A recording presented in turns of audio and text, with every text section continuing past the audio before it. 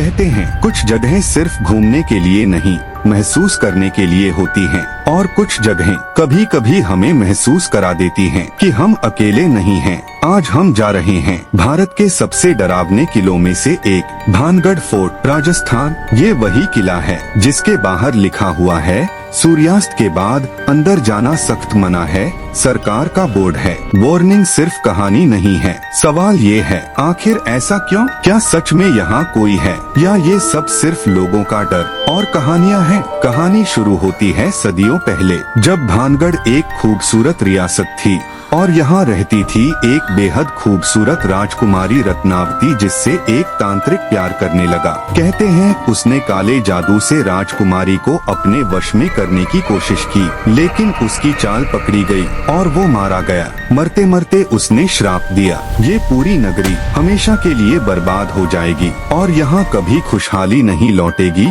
धीरे धीरे शहर उजड़ गया और बस बचा ये चुप्पी से भरा डरावना किला। आज भी जब रात होती है तो कहते हैं किले में किसी के चलने की आहटें सुनाई देती हैं। टूटी दीवारों के बीच से किसी के सरकने की आवाज, हवा नहीं, जैसे कोई फुसफुसा रहा हो। कई लोगों ने दावा किया है कि उन्होंने आधी रात को किले के अंदर रोशनी देखी है और पुरानी महफिलों की धुनें सुनी हैं। कुछ कहते हैं किसी लड़की की पायल की आवाज, तो कुछ कहते हैं किसी के रोने की। कुछ लोग हिम्मत करके रात में अंदर गए, लेकिन वापस लौटकर वही नहीं रहे। किसी को बेहोशी, किसी को पैनिक और किसी को आज तक नींद नहीं आती। एक रात कुछ दोस्तों का ग्रुप रोमांच के लिए अंदर गया। शुरू में सब हंसते रहे, वीडियो बनाते रहे, फिर अचानक हवा रुक गई। चुप्पी इतनी भारी हो गई कि दिल की धड़कन तक सुनाई देने लगी। और फिर एक कमरे के पीछे किसी के धीरे धीरे चलने की आवाज आई। सब रुक गए। किसी ने टॉर्च जलाई